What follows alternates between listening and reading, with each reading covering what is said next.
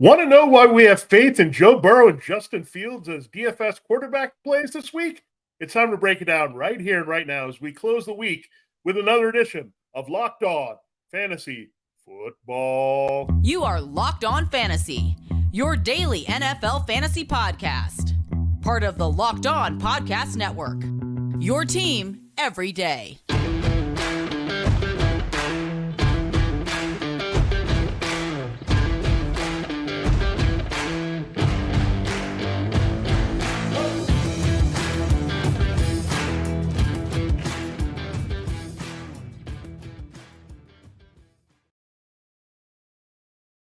Greetings, everyone, and welcome to another edition of the Locked On Fantasy Football Podcast. We're your destination to become the smartest fantasy football player in your league. We're part of Locked On Podcast Network, your team every day, your fantasy football team every day. I'm one of your co-hosts, Vinnie Iyer, and when I'm not doing this, I'm writing about NFL betting and fantasy for sportingnews.com. Hey, I'm Michelle Magdziuk, NFL researcher, NFL.com, and fantasy analyst over at NFL.com. All right, Michelle, we've done everything else this week. We've taken care of the rankings. We've looked at the waiver wire. Now we're going to factor all those things in here, look at the DFS pricing here on FanDuel, then get into our prize picks of the week. We did very well last week, so stay tuned for that in our final segment. But we'll go through the quarterbacks, wide receivers, look at the running backs, tight ends you want to target in DFS. Before we do that, I got to tell you, today's episode is brought to you by Game Time. Download the Game Time app, create an account, and use the promo code LOCKEDONFL for $20 off your first purchase. Last-minute tickets, lowest prices guaranteed. All right, Michelle, let's dive right in and reveal our picks. We go 2 each on quarterback, 3 each on wide receiver. So I'll let you go first here. And I like your 2 choices here, including, I say both guys that you have. Not bringing up great vibes with a lot of people, but very good DFS plays this week. Yeah, neither one of these you're going to feel like comfortable plugging into your DFS lineup, but I think they can have nice games. So one's a rookie, and I was going to go with CJ Stroud, but I do think he's going to have a nice game in terms of yards. I just don't know how many touchdowns he's going to put up, and he could throw some interceptions finally. He doesn't have any yet, but against the Steelers. So I went with a different rookie in Bryce Young because his matchup is great against the Vikings. He's super cheap, so you're saving a lot of money at the quarterback position in DFS. And yeah, his first 2 games in the NFL were not pretty, right? But there are 2 divisional games against the Saints. That's harder than at Atlanta. I expect Minnesota to be able to put up a lot of points, which means Carolina is going to have to then pass a lot. And we know the Vikings defense stinks. So I think Bryce Young can put up a nice game here. And then my other one is Justin Fields. I'm going to trust him for one last week. He's $7,200. So right in the middle of the pack there for cost for quarterbacks against the Broncos. And listen, if he can't do it in this matchup, I just don't think he's ever going to be able to do it this year. But the Broncos are a perfect matchup for him. They are allowing a ton of those deep completions, and that's like pretty much the only area Fields is succeeding in right now. And then the rushing. We just need the Bears to run the ball in this game, and I think Fields will have a huge fantasy day. Yeah, let's hope the game script gets insanely negative here with Russell Wilson, and that'll help. I mean, we saw that in week 1 against Jordan Love, right? Some garbage opportunities there. That's what we want to see from Justin Fields at this point. At least put up those numbers as a bad team quarterback like you did last year. And Bryce Young is a good call. I think I would play maybe Justin Fields naked, as we say, in not looking at a stack because I don't like the matchup for DJ Moore. But I would maybe consider Adam Thielen in the revenge game with Bryce Young, making that connection work. Adam Thielen right now smashing it as one of the top wide receivers in fantasy after 3 weeks. And it really comes down to one big week last week. But really, it is a revenge game. The Vikings secondary is also a great matchup. So love those calls here in Fields and Young. Maybe Fields on the ground, Young a little bit through the air this week. Now, my picks a little bit maybe feel chalky, but I don't know if they are. Joe Burrow, I mean, he's still not highly priced here at 7,200 on FanDuel. I just look at this matchup. They're going to have to throw a ton to beat the Titans. And you know what type of numbers we've talked about a lot. Play your wide receivers against the Titans secondary and fade your running backs because they are really good against the run. And it's been the case all 3 weeks of the season. So I think it's going to play out again. The Bengals like to throw. They don't mind to go 70-30, 80-20 passing. Zach Taylor's going to do it. So it lines up really well here for Joe Burrow. And I think you'll have a better game than week 2. I think he was pretty good in week 2, but for DFS, you want a little bit more, maybe get that third touchdown push for 300 yards. And I think you'll see a high passing volume here, even if the Bengals blow out the Titans, which may not be the case. They're only a 2.5-point favorite in this one. And Brock Purdy, look, it's a little bit concerning that Deebo Samuel is banged up. Juwan Jennings is also hurt, but you got George Kittle. Brandon Iyer looks healthier. We know Ronnie Bell could be a thing. So there's enough weapons here for Brock Purdy. And what I liked last time out against the Giants is they were ahead, but they let him throw a ton. And he got a big game out of that. They just were like, okay, we have Christian McCaffrey, but we can also pass on you. And the Cardinals, not a scary defense by any means. It's also representing where Brock Purdy is from. That's also where Brandon Ayuk played college. So I know it's a home game, but still, I think you get fired up if you're this combination. We'll talk about where you want to stack him as well this week. So really good stuff there that we can look at with those 4 quarterbacks. Now, Michelle, let's start back to you for some wide receivers. And one is tied with Joe Burrow this week. Been up and down this season, but you like T. Higgins. Yeah, I do. So I actually have a stack with both of your quarterbacks here. One is a tight end, one's a wide receiver. So I do have T. Higgins. I think he's a good play this week, as well as like Jamar Chase is a must start, like in fantasy. And if you want to play him in DFS and spend up, that's completely fine as well. But T. Higgins, you get to save a little money here. And he's getting all the targets, right? He's getting a ton of targets, 8+ in each game. He just needs to start catching them. Once he starts catching them, he's going to be completely fine. You can't ask for a better matchup. They have allowed multiple wide receivers and like each game go off on them. The Ravens, or not the Ravens, the Saints wide receivers had a great day. Amari Cooper had a great day. The Chargers wide receivers had a great day against the Titans. So I think both Chase and T. Higgins have a big fantasy day in this matchup. And then I also have Tank Dell. Love his cost at only 6,200, ranks 31st among wide receivers in the main slate in tournament games. So again, I just love the matchup against the Steelers. They're so bend, don't break defense. They're allowing the 5th most total yards, the 5th most receiving yards to wide receivers this season. And we know Tank Dell is getting those targets and just he's been great for fantasy. So he's still cheap. So continue to plug him in and take advantage of that cost. And then to even go deeper and cheaper, Marvin Mims Jr. only at $5,400 against the Bears. Listen, he's putting up fantasy points and he's barely playing, right? Over the last 2 weeks, 20 points and nearly 17 points. He has 7 receptions on the season. He has played 17, 16, and 15 snaps for whatever reason. Sean Payton has no brains or something. Like, I don't know what's happening. He needs to be on the field more. And you would think this team would get smart enough to be like, wow, we have only one thing going for us, and it's Marvin Mims Jr. But on those 7 receptions, he has a 60-yard catch, a 53-yard catch, a 38-yard catch, a 30-yard catch. And those are just 4 receptions on the year, which is kind of just crazy. And then he also just throw in another 99-yard kickoff return touchdown. This dude is electric. I want to plug him in this matchup. It's juicy. And imagine if he gets to play 30 snaps. Imagine what he could do. Yeah, it's interesting. Some coaches are just like, okay, rookies, go out there and play, and we like you a lot. And then there's some coaches like Sean Payton and Dan Campbell, like even if they have Jahmyr Gibbs there on the bench, so we're going to just run David Montgomery into the ground with a thigh bruise. By the way, I did have David Montgomery on one of my teams, so I did enjoy that quite a bit. But if you're a Jahmyr Gibbs manager, you want these coaches, just play the young guys that are talented more and more. Give the older guys a break here. And I have one guy that is a young guy that is playing a lot, and his role might change here if Cooper Kupp returns in week 5 against the Eagles. It is Puka Nacua. He gets a great matchup here at 7,500. So this is a little bit higher price, but I think this is your last good chance to use him against the Colts secondary this week. And really, I like the way they're using Nacua all over the field. I think you look at this matchup, the Colts have a pretty good front, right? With DeForest Buckner, it's hard to run on them. So the Rams don't care. Like, they will throw for 350 yards in a game like this and just go nuts here with Matthew Stafford, and that's their best option to win this game. So when you look at that, a lot of yards, a lot of attempts, more here for Matthew Stafford. I like Nakua having one big game. And I like Tutu Atwell as well until Kupp returns for sure. And we think it might be week 5. Might be on delay with a hamstring injury. You got to look at these guys as pretty good values, even though the price has been bumped up. Now, Gabe Davis, I know you liked last week, Michelle, quite a bit. I'm going to rebound and go with him this week. I just like the way he's being used. And again, the Dolphins do give up big plays. You talked about Marvin Mims.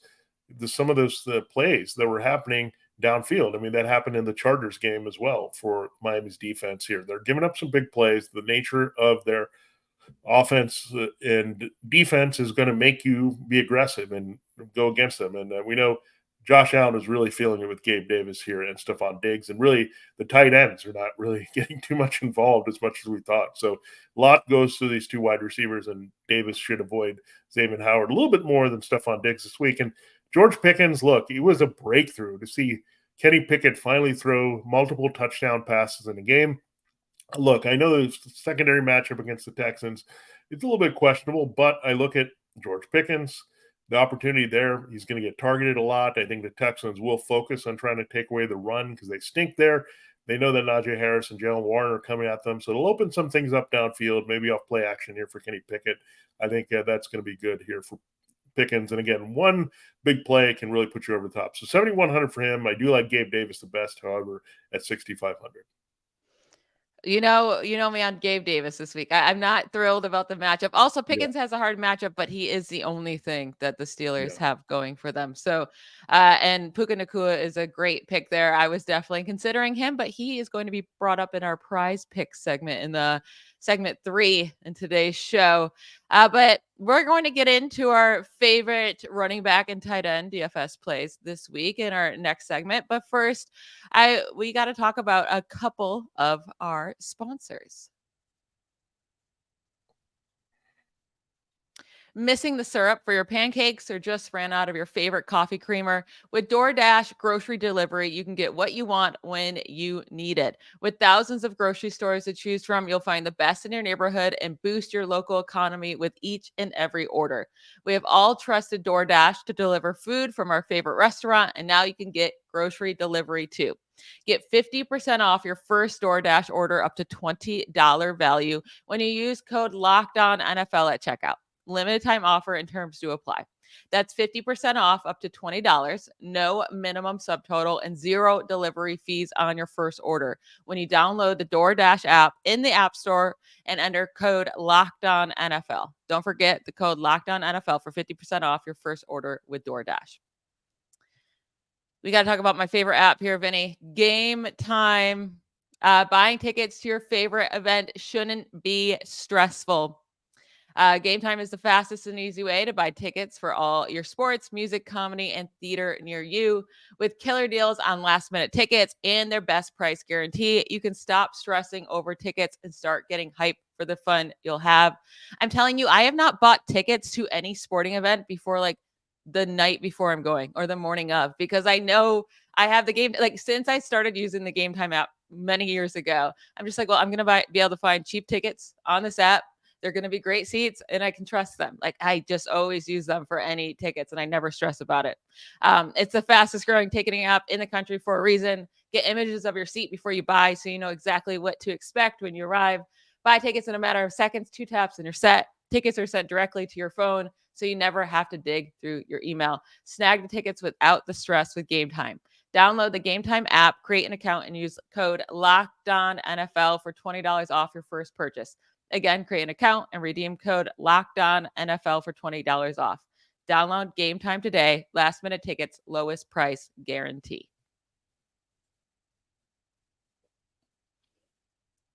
All right, Vinny, for my running backs, I have gone with these 2 guys I love. So let's talk about your 2 guys first. So our listeners aren't like Michelle. We just always hear you talking about your 2 loves too much. Yeah, we'll get to those guys. I like your guys this week a little bit more than usual, but Javonte Williams is who I'm going with first. I know we're a little bit down on him, but again, 16 opportunities per week on average here, 48 through 3 weeks. And those opportunities just haven't added up too much. The game script has also gone out of control here in some of these games, but we're not really seeing Samaje Perine on the field. We're seeing mostly Jaleel McLaughlin, annoyingly, a few times, and that's how the Broncos are building this backfield. So another maybe person underused is Perine. So I look at Williams again. This should be a positive game script finally, where it's not back and forth, right? It was a tight game against the Raiders. It was a tight comeback against the Commanders. So both losses there, then that absolute blowout. So I think this is a game where the positive game script comes into play for the Broncos. So I like that. A very nice price here as the second running back that I'm looking at, and has some potential because I don't think everyone's necessarily going to be on him, even though the matchup is really good at 5,800. Now, DeAndre Swift, the matchup is a little tough. I get it, but he's running well. The Eagles are opening up big holes for him, and this Eagles offensive line, they can really blow up anybody at this stage. So when you look at that, he's looking really good in terms of his explosiveness. He's not getting touched all that much. I'm really impressed with the way he's run in the last two games with high volume. So again, I think the Eagles will be in control of this game against the Commanders. So Swift should get some good work and really pound away here. Now, that was my concern. I didn't know if he's not going to get involved in the passing game or are they going to give him enough workload. They simply are doing that. And the guy that DeAndre Swift replaced, Miles Sanders, let's not forget about him. He's dealing with a mild growing issue. This is the same thing that happened in the preseason. It kept him out a little bit. But you look at Miles Sanders, he's catching passes at an extremely high rate here for the Panthers, which I like a lot. This is a check down city game potentially for Bryce Young.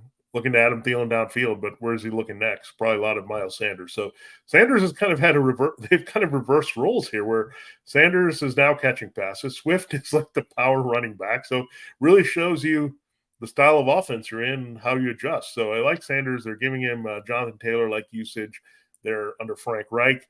So I like it. I like his usage. And look, the matchup is good enough here this week, especially if he catches 4 or 5 balls, which I think will be in play here. Can't beat the price as well at 6,600.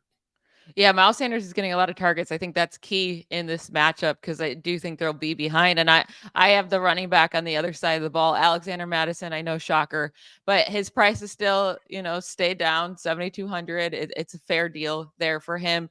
And in this matchup, every week now the Panthers have allowed a running back to scored 2 rushing touchdowns. And last week, Madison put up nearly 18 fantasy points while not even getting into the end zone. So I do think he has a nice fantasy day in this matchup because they need to just focus on winning a game, right? Like run the ball, get the clock, and just control the clock and win a dang game, Vikings. But they should be able to do that against the Panthers. And then my second guy, Zach Moss. This might be my last chance to talk about him because if Jonathan Taylor comes back, he's going to ruin him and I'm going to cry. But Zach Moss, he's a nice cost here too at 7,300. Has scored over 20 fantasy points in each of his 2 games this year. And I'm not scared about the Rams defense. And we know the Colts just want to run the ball. They want everything to go through the running game. And with Anthony Richardson as well, they're just going to run a ton and try. I don't expect the Rams to be able to put up like a ton of points against the Colts. So I expect this to be a close game all the way through, which will allow Moss to just keep running and running and running. And then my last guy, I'm going to go with Roschon Johnson. I was considering Khalil Herbert, but I think Roschon Johnson offers more upside, more of that breakaway speed. And, we're seeing him be utilized a little bit more each week. So he's incredibly cheap, 5,300. He's less than guys like Sean Tucker, Rashad Penny, and Cam Akers, who like those 3 guys might see the field like 5 times this week, right? So Roschon Johnson gets an incredible matchup against the Broncos. So if you're going to take a chance on a rookie to really break out, I'm going to take it on him in this nice matchup. He's just so cheap that if you're spending up on other guys, I think he still offers great upside at that cost. Yeah, you're trying to get that 3x return, and I think you could maybe get those 15.9 points you're looking for from him this week if he can get in the end zone. Again, this matchup is just too good. You want to have definitely a lot of pieces. I had Javonte Williams there. You have the other side of this. You want the pieces of this Broncos-Bears game quite a bit. I know there's attention on some other games, including Dolphins-Bills, but this is kind of the undercard that you want to have some exposure to. Now, I'll quickly reveal my 2 tight ends, then you can get to yours because one of them is my total smash one as well this week to go after in a stack, as we mentioned. But Look, I looked at tight end Michelle. It was pretty ugly. Once you took the guy that I was going to put on the board, okay, I said Michelle's got him covered. I'll just go in a different direction. I try to find values here, but might be a week to pay up for TJ Hawkinson. I mean, Yep. Mark Andrews I is a thought tough about it. matchup. Yeah, Travis Kelce not available. So Darren Waller not available. So that's another thing that you had to consider here as they're playing in prime time. So TJ Hawkins 7,200. If you're going to pay up, I do not mind. This could be another big game for him against the Panthers. And then Pat Freiermuth. Look, I don't know if I like him or George Pickens, but someone's going to do something for the Steelers. I love that touchdown they threw last week to Freiermuth, where he was just kind of schemed open, and Kenny Pickett really found him streaking into the end zone. I want some more of that from the Steelers offense, and I'm sure you do too, Michelle. So 5,500 there. So if I'm going a little bit pay up, I'm going 7,200 for Hawkinson, 5,500 on the cheaper side for Freiermuth. And go ahead, Michelle. Our real tight end of the week, the guy that I'm circling, you've got as your top pick. Yeah, I do think this is the week to pay up for tight end because it's just gross out there. So I'm going to pay up for George Kittle. He is the third highest cost at the position this week, but still you're saving money instead of paying up another 900 for Hawk. You're saving some money, and I think he's going to put up an amazing game. It seems like Deebo Samuel's probably not going to play. You still have Brandon Ayuk banged up, and Kittle destroys the Cardinals, right? So over his last 3 games, 20 points, 24 points, and 19 points against the Cardinals. The Cardinals are not good against tight ends, and Kyle Shanahan knows which guys to use in which matchups. He figures out which matchup can he exploit in this game, and he realizes they stink against stopping tight ends. So I think this is another George Kittle game. And then my other tight end, if you don't have money to spend up, it's Logan Thomas. It looks like he'll be coming back for the Commanders this week. He gets the Eagles. They were a good defense to target there. K. Dotton didn't do anything, but again, it's K. Dotton, so I'm not going to take too much stock into that. But Sam Howell loves his tight ends. He just does. I don't think this is a high ceiling play whatsoever, but I do think Logan Thomas will get close to 8 targets, and we'll see what he can do with them. If he can come down with a touchdown, then it's going to be a nice play. Yeah, we're still targeting the Eagles. I mean, yeah, part of it is the quarterback Both their last week. safeties are out. Yeah, I mean, this is still, and their corners have gotten better with James Bradbury back. So you're going to still keep targeting the Eagles, and we'll see. Maybe this will break down a little bit more, and we'll get more K-Dot-like performances. But yeah, it's definitely a team right now based on the numbers that you really want to go after. So we will close the show looking at our prize picks of the week. So that's on the back end of all this. So we gave you FanDuel DFS. So hopefully you can get some of those guys in your lineup as part of your build this week and have success. And we also have another special treat for you here as we close the week on Locked On Fantasy Football. That's right, Michelle. We have another eBay Guaranteed Motors pick of the week here. Let's say eBay Motors Guaranteed pick of the week. Our partners at eBay Motors have teamed up with Locked On Fantasy Football here to bring you some of the best fantasy picks each week all season long. Whether you're prepping for a daily draft like we are now, or scouting waiver wire, we're going to give you guys that you want to go with that are guaranteed to fit on your roster. Yes, and it's called the eBay's Guaranteed Fit Fantasy Pick of the Week. We already gave you one with 49ers quarterback Brock Purdy. Now it's time to give you another. Jaguars wide receiver Calvin Ridley has a classic rebound and revenge opportunity in London in the Week 4 Sunday matchup against his former team, the Atlanta Falcons. Ridley has been very quiet with Jacksonville's passing game, slumping the past 2 weeks, but he will return more to a stellar Week 1 debut form for his new team. The Jaguars will do a better job of scheming him open across the pond and making his massive target volume from Trevor Lawrence count big time again. Here on Locked On Fantasy Football, we're going to help you win your fantasy championship, and eBay Motors knows a championship team is about each player being a perfect fit. Same with your vehicle. With more than 122 million parts for your number one ride or die, you can make sure your ride stays running smoothly. Brake kits, LED headlights, roof racks, bumpers, whatever your baby needs, eBay Motors has it. With eBay Guaranteed Fit, it's guaranteed to fit your ride the first time, every time, or your money back. Plus, at these prices, you're burning rubber, not cash. So check it out at eBay Guaranteed Fit. Keep your ride or die live at ebaymotors.com. eBay Guaranteed Fit only available at U.S. customers.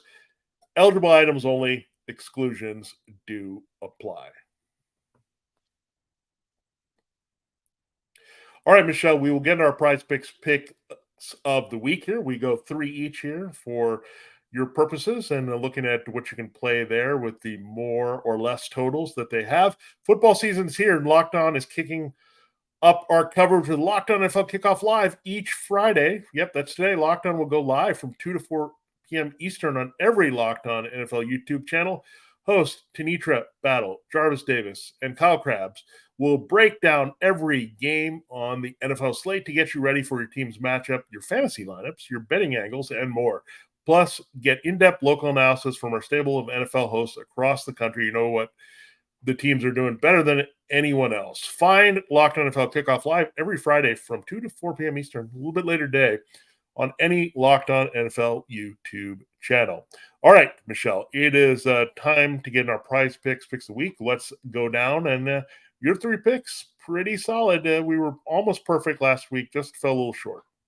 Yeah, so if you don't play PrizePicks, download the PrizePicks app and you can play some daily fantasy. It's a blast. So you just go through and you choose more or less for certain players. It's literally just like it's just another way to get into the fantasy fun each week. But I feel like I'm cheating with this first one. Christian McCaffrey. I feel like it's just cheating to say he's going to have more than 81 and a half rush yards. Like, of course he is. Of course he is. 152 yards week 1, 116 week 2. Yeah, 85 in week 3. But like Elijah Mitchell came to that game because they were just destroying them. I think the Cardinals are good enough to, the 49ers are going to win, but they seem to be staying in games. So I think Christian McCaffrey is just going to keep running. Tony Pollard put up 122 yards against them last week. I mean, CMC's like, I don't see how he doesn't hit this, right? And then I have 2 wide receivers for my last 2 picks here. Amari Cooper, more than 60 and a half receiving yards versus the Ravens. Over the last 2 weeks, he's easily had more than 60 yards, 90 and 116 in weeks 2 and 3. And the Ravens, they've allowed the top targeted wide receiver to hit 75 plus receiving yards in each game this season. T. Higgins in week 2, 89 yards. Nico Collins in week 1, 80 yards. Michael Pittman in week 3, 77 yards. So I'm not worried about Amari Cooper here not being able to get 61 receiving yards in this game. And then my last pick, it goes with your DFS pick at wide receiver, Puka Nacua. I mean, there's no reason to be scared off him this week. He's at more than 72 more than 72 and a half receiving yards. He did only have 72 yards last week on just 7 targets, but I think he goes back up to seeing more targets. The Bengals are a pretty hard defense overall, right? And against the Colts, he should have a fine time. We saw his targets come down a little bit. I think they go back up this week, and he easily hits 73 receiving yards this week. Yeah, I feel like those guys should have higher numbers, but anyway, we're going to play them and we see them, we're going to go after it, right? And one guy, I think, I like all your picks, by the way. I think they're really good. I mean, Christian McCaffrey is pretty much guaranteed to get like 85 yards and at least a touchdown in every single week, it seems like. And they're not throwing him a lot, so that's one thing. And this is why this number has been great week in and week out. Now, I'm going with the one Danny Jones, Danny Dimes, Daniel Jones, Daniel Dimes, whatever you want to call him this week. The Seahawks have given up a 300-yard passer in all 3 weeks. Their secondary is beat up. The Giants will be without Saquon Barkley again, so Matt Breida is going to be in there. The Seahawks struggle to cover the tight end. Darren Waller is Daniel Dimes' top target here. 235 passing yards. I'm going more on Monday Night Football. Eli Manning will be in the house, so you'll know that is happening here with the broadcast. So all that going on. And look, Daniel Jones, last game they played where they had a potential negative game script, which I think the Seahawks will have success with the ball, was against the Arizona Cardinals. What did Danny Jones do that game?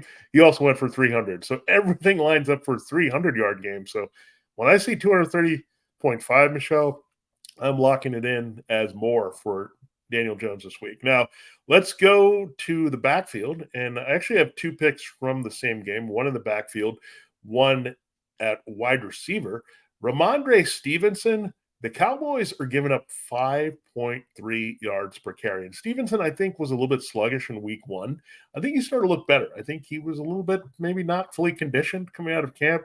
I know Ezekiel Elliott has the revenge game, and I think they'll keep it on the ground, but Zeke's still not getting a big chunk here. And I look at Stevenson. This is his potential breakout game. They're going to have to keep it on the ground, and the number is low enough here. It's not like we're looking for 67, 70, somewhere there. We just need to get over 52.5. So more than 52.5 rushing yards against the Cowboys. I mean, I think that Cowboys run defense might be a little bit of an Achilles heel going forward for that defense. That's great otherwise. So I like that. And then on the other side, I look at CeeDee Lamb and I look at the person that Bill Belichick is going to scheme to take out of the game. He's going to beat me with someone else. Beat me with Jake Ferguson, Brandon Cooks, Michael Gallup. I don't care. You're not going to beat me with CeeDee Lamb.